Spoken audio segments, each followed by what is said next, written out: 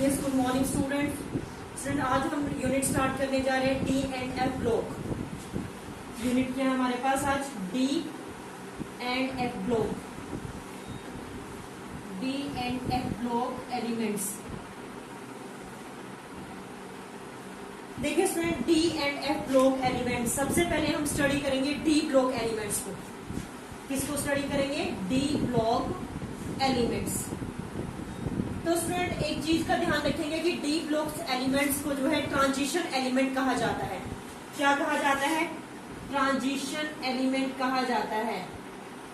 D block elements को क्या कहते हैं? ट्रांजिशन एलिमेंट्स कहते हैं। और ट्रांजिशन एलिमेंट्स कौन से होते हैं?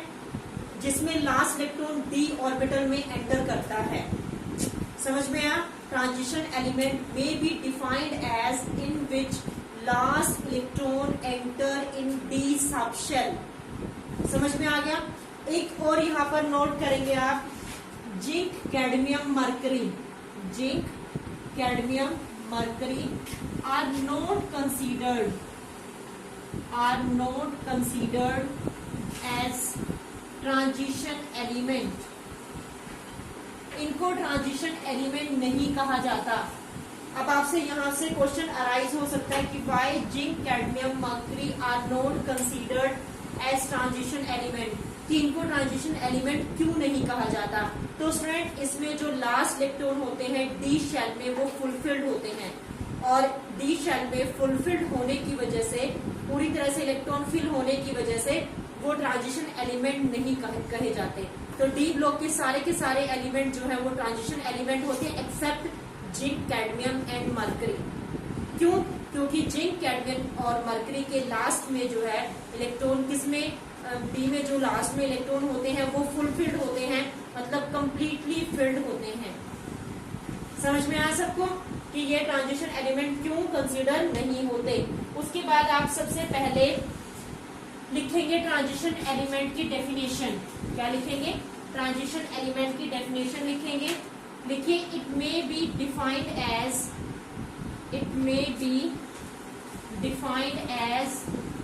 The element whose atoms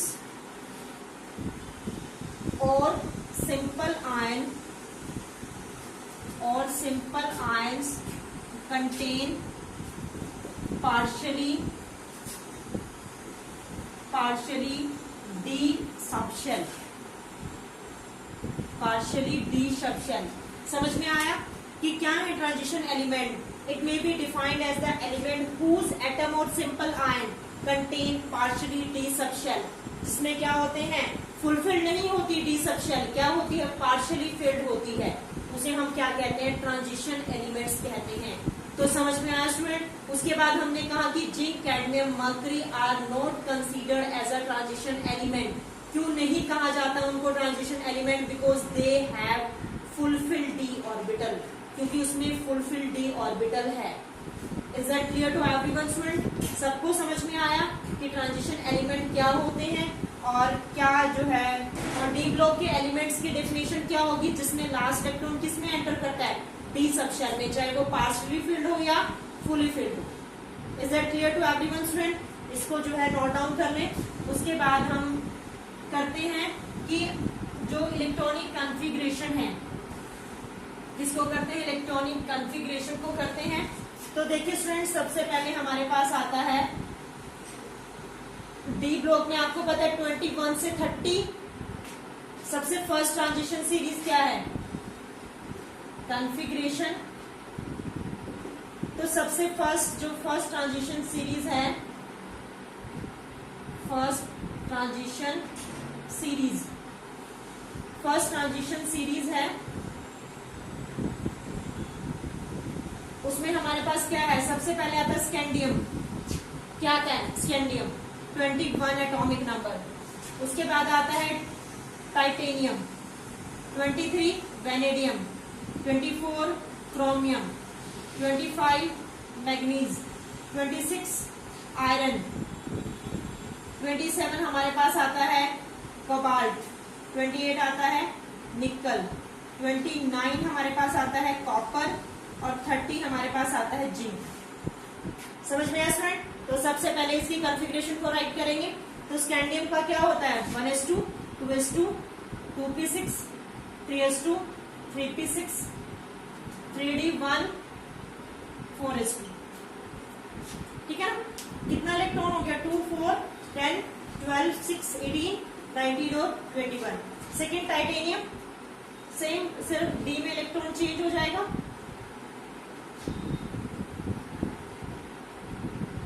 clear student? Vanadium 2p6 3s2 3p6 3d 3 4s2। Chromium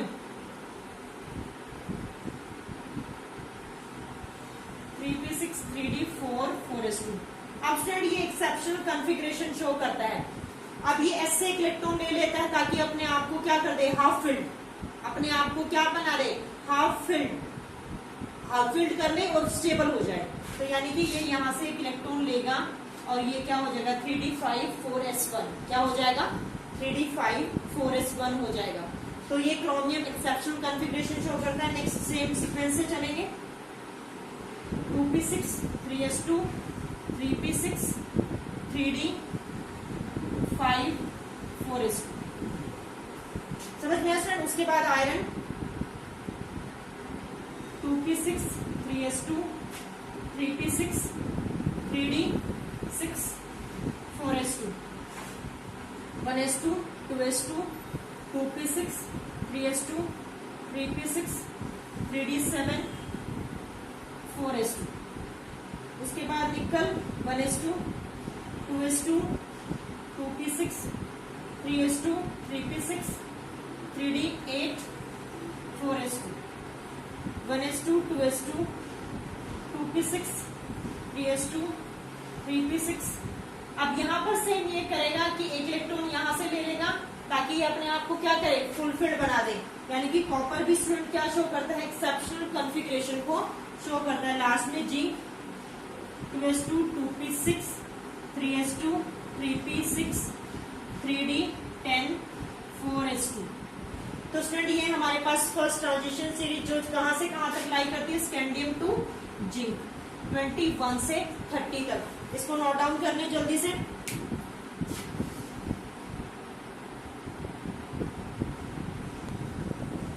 thirty तक कॉन्फ़िगरेशन को नोट डाउन कर लें फर्स्ट ट्रांजिशन सीरीज। उसके बाद हम सेकेंड ट्रांजिशन सीरीज जो है वो स्टार्ट करते हैं। ये स्टूडेंट सेकेंड हमारे पास है second transition series, second transition series. ठीक है, सेकेंड ट्रांजिशन सीरीज हमारे पास कहाँ से 39 टू 48। कहाँ से कहाँ तक है 39 टू 48। वाइटीरियम टू, ठीक है, कहाँ से कहाँ तक है वाइटीरियम टू कैडमियम, वाइटीरियम टू कैडमियम। ठीक है स्टूडेंट, सबसे पहले हम कहाँ से स्टार्ट करेंगे 39 एटॉमिक नंबर से स्टार्ट होगा। ठीक है, 39 से स्टार्ट होगा तो सबसे पहले 39 पे कौन आएगा वाइटीरियम। ठीक है, 39 पे कौन आएगा वाइटीरियम आएगा। उसके बाद स्टूडेंट 40 पे कौन आएगा जिरकोनियम, 40 पे कौन होगा जिरकोनियम। 41 पे कौन होगा 41 पे हमारे पास होगा नायोबियम, जिसको हम क्या कहते हैं एनपी, क्या कहते हैं एनपी।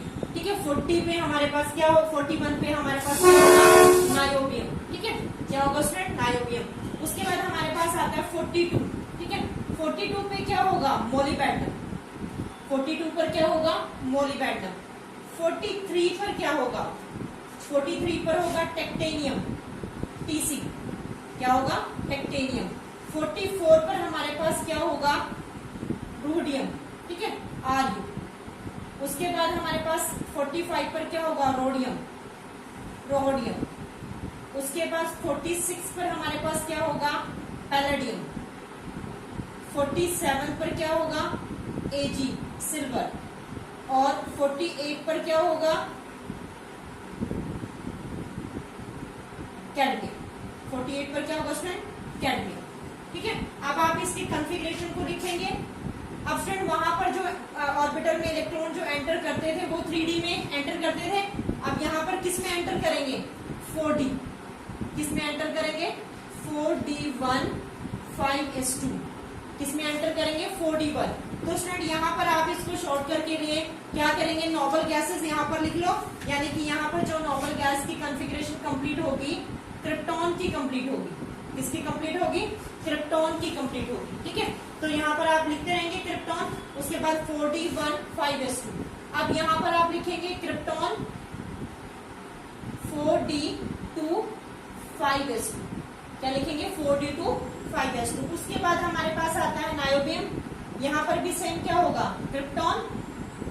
अब यहाँ पर आप क्या करेंगे कि ये एक्सेप्शनल कॉन्फ़िगरेशन को शो करता है, यानी कि यहाँ पर 4D4 5s1 क्या हो जाएगा 4D4 5s1। उसके बाद नेक्स्ट आता है हमारे पास मोलिबेडनम। मोलिबेडनम में क्या कॉन्फ़िगरेशन बनेगा, मोलिबेडनम में बनेगा ये आपके पास 4D5 5s1, क्या बनेगा 4D5s1, यानी कि इसके पास तो 2 होना चाहिए था, इसके पास 3 और इसके पास 4, लेकिन एक इलेक्ट्रॉन इससे ले लेते हैं स्टेबिलिटी के लिए। उसके बाद हमारे पास आता है टेक्टेनियम। टेक्टेनियम में क्या होगा क्रिप्टॉन, क्रिप्टॉन के साथ अब यहाँ पर क्या आएगा 4D5 5s2, क्या आएगा 4D5 5s2। उसके बाद हमारे पास क्या आएगा स्टूडेंट, ठीक है Ru है, ठीक है, तो इसमें क्या लिखेंगे हम क्रिप्टॉन। अब ये क्या करेगा, यहां से जो है इलेक्ट्रॉन इससे ले लेगा, यानी कि अपने आप को क्या करेगा स्टेबल करने के लिए।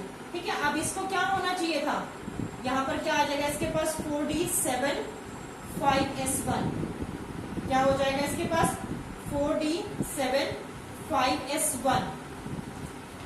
नेक्स्ट हमारे पास क्या आएगा 4D8 5s1 क्रिप्टॉन।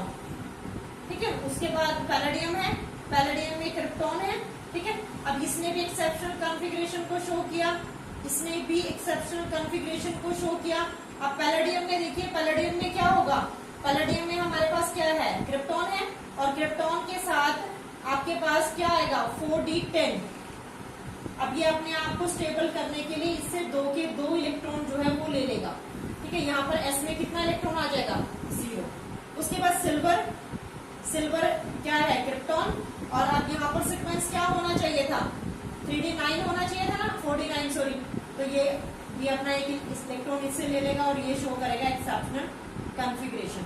उसके बाद कैडमियम, कैडमियम के पास आपको पता है ये फुलफिल्ड होता है ये, तो यहाँ पर 4D10 5s2। तो स्टूडेंट ये कॉन्फ़िगरेशन रहेगी, इसमें बहुत सारे एक्सेप्शन है, तो इसको ध्यान रखेंगे कि किस टाइप से जो है इसकी कॉन्फ़िगरेशन को राइट करना है। अब हम थर्ड ट्रांजिशन सीरीज जो है स्टार्ट करेंगे, इसको नोट डाउन कर लें।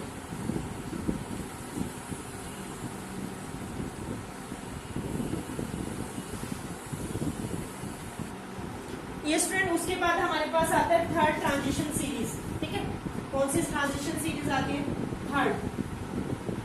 ठीक है, थर्ड ट्रांजिशन सीरीज में, थर्ड ट्रांजिशन सीरीज, आप थर्ड ट्रांजिशन सीरीज में क्या करेंगे लैंथेनम टू मरकरी।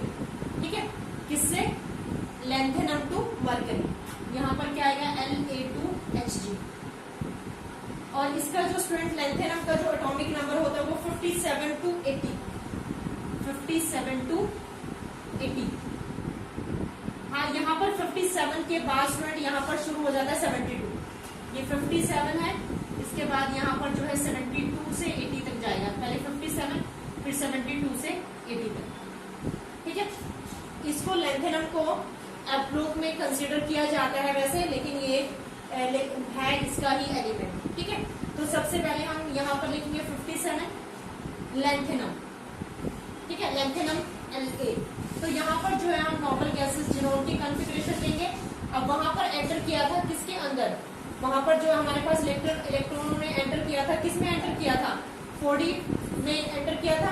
तो स्टूडेंट यहाँ पे किसमें एंटर करेंगे 5D में, तो यहाँ पर क्या आ जाएगा 5D1 6s2, क्या आ जाएगा 5D1 6s2। अब हमारे पास आता है उसके बाद 72। ठीक है, 72 पे स्टूडेंट हमारे पास आता है हाइपोनियम HF। ठीक है, अब यहाँ पर 4F14 एंटर कर जाएगी, क्या एंटर करेगा यहाँ पे 4F14 एंटर कर जाएगी, तो इसके बाद इसके लिए जो कॉन्फ़िगरेशन होगी वो क्या होगी, 5D2 6S2 क्या होगी, 5D2 6S2। उसके बाद नेक्स्ट हमारे पास आता है स्टूडेंट, नेक्स्ट जो है हमारे पास थर्ड एलिमेंट आता है टेंटेनम। तो ये आएगा आपके पास 73, जिसका सिंबल क्या होगा हमारे पास, Ta।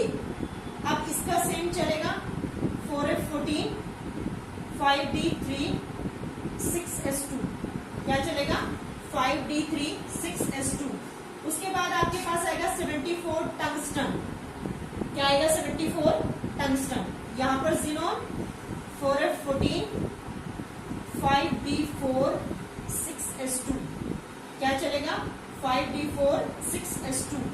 ठीक है स्टूडेंट। उसके बाद 75 पर आएगा रहीनियम, जिसको हम क्या करते हैं, RE से डिनोट करते हैं, किससे करते हैं, RE से, रहीनियम। तो Xc यहाँ पर क्या आएगा, 4F14 5D5 6S2 क्या आएगा, 5D5 6S2। उसके बाद स्टूडेंट 76 आएगा ओस्मियम, जिसको हम डिनोट करते हैं OS से। तो कॉन्फ़िगरेशन क्या होगी, Xc। ठीक है। उसके बाद जो है यहाँ पर कॉन्फ़िगरेशन आप क्या लिखेंगे, 4F14 5D6 6S2। नेक्स्ट हमारे पास 77 पे हम क्या लिखेंगे, इरिडियम IR। तो कॉन्फ़िगरेशन क्या होगी, Xc 4F14 5D7 6S2। समझ में आया स्टूडेंट। नेक्स्ट हमारे पास क्या आएगा, प्लेटिनम। 78 पे कौन आएगा, प्लेटिनम PT। ठीक है। अब प्लेटिनम का जो कॉन्फ़िगरेशन होगा वो क्या होगा, 5D9 हो जाएगा और 6S1। यहाँ पर एक सेक्शन कॉन्फ़िगरेशन शो करेगा 4F14 5D9 6S1। Clear student. उसके बाद हमारे पास 79 पे कौन आएगा, गोल्ड AU। कॉन्फ़िगरेशन क्या होगी, Xc 4F14 5D9 और यहाँ पर क्या आ जाएगा, 6S2 क्या आएगा यहाँ पर, 5D9। तो ये भी क्या करेगा, एक इलेक्ट्रॉन इससे ले लेगा, अपने आप को स्टेबल कर लेगा। ठीक है। 7 उसके बाद आता है 80 पे हमारे पास कौन आता है, मर्क्यूरी। ये तो स्टेबल है ही, Xc 4F14 5D10 6S2। तो ये स्टूडेंट हमारे पास थी थर्ड ट्रांजिशन सीरीज। ठीक है। उसके बाद स्टूडेंट हमारे पास फोर्थ ट्रांजिशन सीरीज आती है, वैसे आप लिख लेंगे, इसकी कॉन्फ़िगरेशन नहीं आती। तो 89 से लेकर एक्टिनियम से 89 टू हमारे पास जो है 112 तक आता है। मेन हमारे पास 3 ही ट्रांजिशन सीरीज हैं, इनको जल्दी से नोट डाउन कर लें। ये स्टूडेंट अब हम बात करेंगे जनरल प्रॉपर्टीज। ठीक है। जनरल प्रॉपर्टीज के बारे में बात करेंगे, डी ब्लॉक यानी कि transition element. General properties of transition elements. Transition elements. अब देखिए स्टूडेंट, सबसे पहले हम बात करेंगे मेटेलिक कैरेक्टर। Metallic character. अब आपको पता है स्टूडेंट की जो डी ब्लॉक में एलिमेंट्स होते हैं वो मेटेलिक इन नेचर होते हैं। ठीक है। सारे के सारे एलिमेंट्स क्या है, मेटल्स हैं। ठीक है। मेटेलिक इन नेचर है। मेटेलिक कैरेक्टर जो है वो क्या होता जाता है, इंक्रीज होता जाता है। ठीक है। क्या होता जाता है, पीरियड्स में अगर हम मेटेलिक कैरेक्टर के बारे में बात करते हैं तो मेटेलिक कैरेक्टर जो है वो क्या होता जाता है, इंक्रीज होता जाता है। लेकिन स्टूडेंट एक चीज का ध्यान रखेंगे कि इलेक्ट्रोपॉजिटिव कैरेक्टर जो है वो डिक्रीज होता जाता है अगर हम लेफ्ट टू राइट की बात करते हैं। क्या होता जाता है, मेटेलिक कैरेक्टर जो इलेक्ट्रोपॉजिटिव कैरेक्टर है वो क्या होता जाता है, डिक्रीज होता जाता है when we move left to right. जब हम कहाँ मूव करते हैं, लेफ्ट टू राइट। और स्टूडेंट ये जो मेटालिक बॉन्ड होते हैं वो बहुत ज्यादा स्ट्रॉन्ग होते हैं। ठीक है। मेटालिक बॉन्ड इनके बीच में क्या होते हैं, बहुत ज्यादा स्ट्रॉन्ग जो है मेटालिक बॉन्ड होते हैं। अब ज्यादा स्ट्रॉन्ग मेटालिक बॉन्ड जो है वो किसकी वजह से होते हैं, क्योंकि ग्रेटर इफेक्टिव न्यूक्लियर चार्ज होता है। क्या होता है, मेटालिक बॉन्ड जो है वो ज्यादा स्ट्रॉन्ग किस वजह से होते हैं, due to greater effective nuclear charge. Nuclear charge जो है वो ज्यादा होने की वजह से जो है इनके बीच में जो बॉन्ड्स होते हैं वो क्या होते हैं, बहुत स्ट्रॉन्ग होते हैं। और एक और फ्रेंड जो मेटालिक बॉन्ड होते हैं वो ट्रांजिशन मेटल जो है मेटालिक बॉन्ड स्ट्रॉन्ग होने की वजह से क्या होते हैं, ये हार्ड होते हैं। इनकी टेंसाइल स्ट्रेंथ भी क्या रहती है, हाई रहती है। क्या रहती है, टेंसाइल स्ट्रेंथ भी हाई रहती है और हाई एंथैल्पी ऑफ एटमाइजेशन होती है। ठीक है, हाई एंथैल्पी ऑफ एटमाइजेशन होती है। तो आप क्या राइट कर सकते हो कि transition elements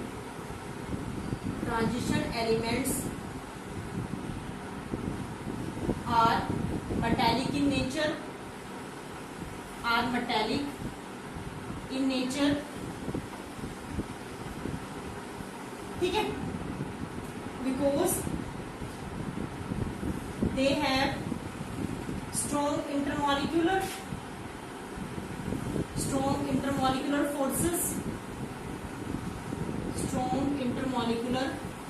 forces and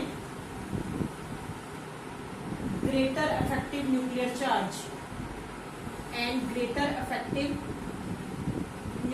charge और आप यहां पर लिख सकते हैं कि they are hard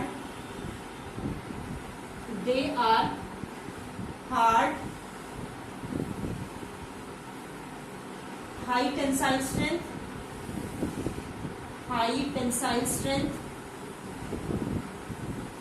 and high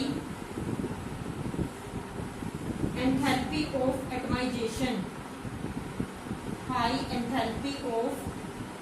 atomization, समझ में आया स्टूडेंट? टेंसाइल स्ट्रेंथ भी हाई होती है और हाई एंथैल्पी ऑफ एटमाइजेशन होती है।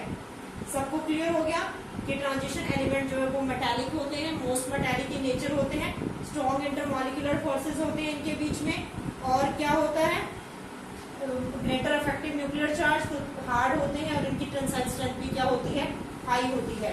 ठीक है, और एंथैल्पी ऑफ एटमाइजेशन भी क्या रहती है, हाई रहती है। तो स्टूडेंट इसको नोट डाउन कर लें। सेकेंड हमारे पास आता है मेल्टिंग एंड बॉइलिंग पॉइंट। जो सेकेंड प्रॉपर्टी हमारे पास आती है मेल्टिंग एंड बॉइलिंग पॉइंट।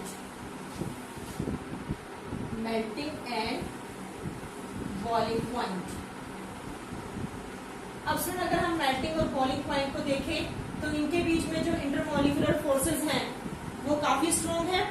इनके पास पार्शियली जो फिल्ड डी ऑर्बिटल है, फुली फिल्ड भी डी ऑर्बिटल है।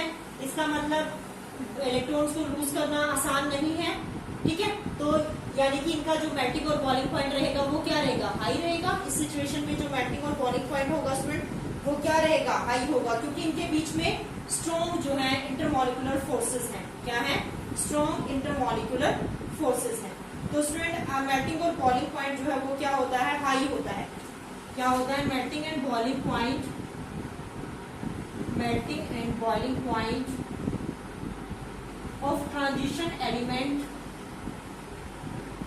of transition element are high। ठीक है, ट्रांजिशन एलिमेंट का जो बॉइलिंग पॉइंट होता है वो क्या होता है, हाई होता है। ठीक है, हाई ड्यू टू स्ट्रॉन्ग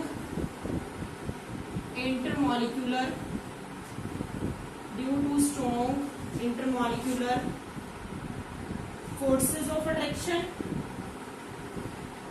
ठीक है, एंड partially और fully filled d orbital, partially and fully filled d orbital। ठीक है, partially और fully filled d orbital होने की वजह से इनका क्या रहता है, मेल्टिंग और बॉइलिंग पॉइंट भी क्या रहता है, हाई रहता है। समझ में आ गया स्टूडेंट? क्लियर हो गया? तो इसको नोट डाउन कर लें।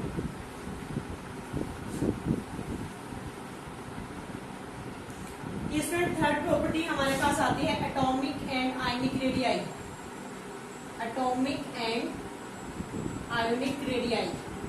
ठीक है, अब देखो एटॉमिक और आयनिक रेडियाई, अगर हम एटॉमिक और आयनिक रेडियाई की, हमें पता है कि एटॉमिक और आयनिक रेडियाई जो है डिक्रीज होता है, लेकिन स्टूडेंट इसमें एक्सेप्शन है कि कॉपर तक तो डिक्रीज होता है, उसके बाद इंक्रीज होना शुरू हो जाता है। कॉपर तक इंक्रीज होता है, फिर जिंक का जो है थोड़ा ज्यादा हो जाता है। समझ में आया? तो यानी कि एटॉमिक रेडियाई जो है फर्स्टली क्या होगा, डिक्रीज होगा और then increases. Firstly atomic radii contain copper, then increases, क्योंकि न्यूक्लियर चार्ज बढ़ जाता है. क्या बढ़ जाता है? Due to increase in nuclear charge. Due to increase in nuclear charge. ठीक है, यहां तक न्यूक्लियर चार्ज जो है वो क्या होता रहता है? ज्यादा होता रहता है. जहां तक ये साइज डिक्रीज होता है तो न्यूक्लियर चार्ज भी जो है ज्यादा होता रहता है. समझ में आया स्टूडेंट? क्लियर हो गया सबको? एटॉमिक और आयनिक रेडियाई आज हम यहीं तक कंप्लीट करते हैं. उसके बाद जो है नेक्स्ट लेक्चर में हम नेक्स्ट प्रॉपर्टी को डिस्कस करेंगे. Thank you student and have a nice day.